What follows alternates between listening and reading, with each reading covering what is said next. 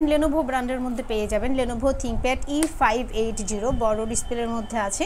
যারা গ্রাফিক্সের কাজ করবেন, ভিডিও এডিটিং এর কাজ করবেন তাদের জন্য অনেক বেশি সুবিধা হবে। বড় ডিসপ্লেটা হওয়ার কারণে সবগুলা টুলস তারা একসাথে নিয়ে কাজ করতে পারবেন। এতে করে তাদের কাজের অনেক বেশি সুবিধা হবে। পাশাপাশি সকল পোর্ট ফ্যাসিলিটিস পেয়ে যাবেন।